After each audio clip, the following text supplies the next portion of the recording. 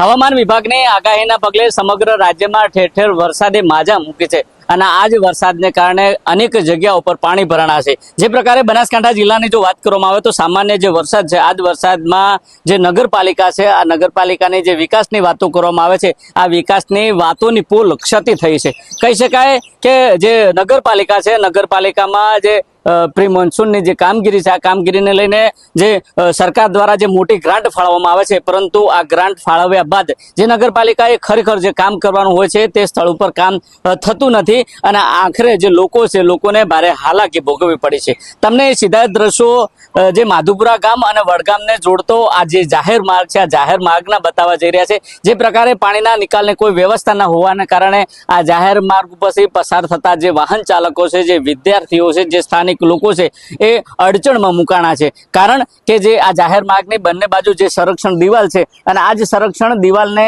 જે કારણે જે પાણી છે આ પાણીના નિકાલની કોઈ વ્યવસ્થા ના હોવાને કારણે જે લોકો છે લોકો ભારે અગવડતા ભોગવી રહ્યા છે। તમને સીધા એ દ્રશ્યો જુઓ જે પ્રકારે જે બાઇક સવાર છે એ પોતાના જીવના જોખમે પાણીમાંથી પસાર થઈ ચૂક્યો છે અને જે પ્રકારે જે ખાડા છે એ ખાડામાં ક્યાંક ને ક્યાંક આ બાઇક અંદર પડે અને મોટી જાનહાનિ થાય તો જવાબદારી કોની। બીજી બાજુ આ જે જાહેર માર્ગ છે આ જાહેર માર્ગને આજુબાજુમાં શાળા અને કોલેજો આવેલી છે મોટા પ્રમાણમાં જે વિદ્યાર્થીઓ છે આ વિદ્યાર્થીઓ વાલીઓ અને સ્થાનિક લોકોની અવર જવર હોય છે પરંતુ જે પ્રકારે જે સામાન્ય જે વરસાદ છે આ જ વરસાદમાં આ જ પરિસ્થિતિ થઈ છે તો આવનાર સમયમાં 15 ઇંચ કે 10 ઇંચ વરસાદ થાય તો ખરેખર આ જાહેર માર્ગ ડૂબમાં જાય તે પ્રકારના દ્રશ્યો આવી શકે તેવી સ્થિતિ છે। આપ સીધા દ્રશ્યો જોશો જે પ્રકારે જે ઇકો છે ઇકોના જે ટાયર છે એ ટાયર પણ પાણીમાં ક્યાંક ને ક્યાંક ડૂબાઈ ચૂક્યા છે અને જે પ્રકારે જે વાહન ચાલકો છે વાહન ચાલકો પોતાના વાહનને નુકસાન થતું હોવા છતાં કારણ કે બીજી કોઈ વૈકલ્પિક વ્યવસ્થા અથવા તો બીજો કોઈ જાહેર માર્ગ ન હોવાને કારણે જે લોકો છે આ લોકો પાણીમાંથી પસાર થઈ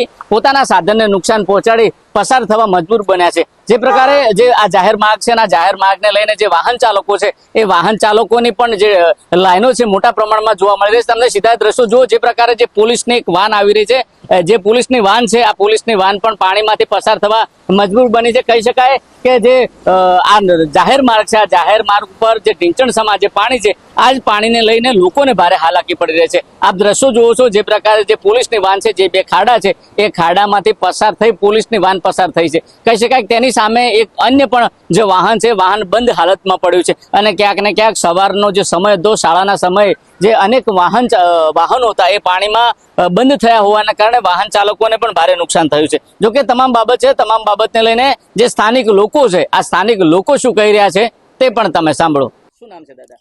મારું નામ મુકેશભાઈ। મુકેશભાઈ શું કહેશો સામાન્ય વરસાદમાં જાહેર માર્ગ ઉપર પાણી ભરાણું છે કેટલી તકલીફ પડી? બહુ તકલીફ પડે છે અહીંયા આવવા જવામાં પણ બહુ તકલીફ પડે છે અને પાણી પણ બહુ ભરાણું છે ગાડીઓની અવર જવરમાં પણ બહુ તકલીફ પડે છે। અહીંયા 15 ગામડાની અવર જવર છે છતાં પણ ઓના પાણીનો કોઈ નિકાલનો રસ્તો નથી।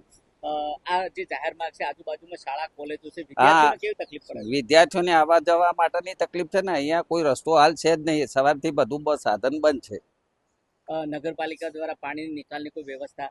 નગરપાલિકા દ્વારા હાલ તો આ નવી સોસાયટીઓ આજુબાજુ બને છે એટલે કોઈ એની એમ કે હાલ કોઈ થઈ ગટર વ્યવસ્થા કરી છે પણ જેવી જોવે એવી થઈ નથી। શું કહેશો સામાન્ય વરસાદમાં આ પરિસ્થિતિ થઈ છે વધારે વરસાદ થાય તો શું થાય? વધારે વરસાદ થાય તો અહીંયા આવવા જવાનું સાવચેતી બંધ થઈ જાય।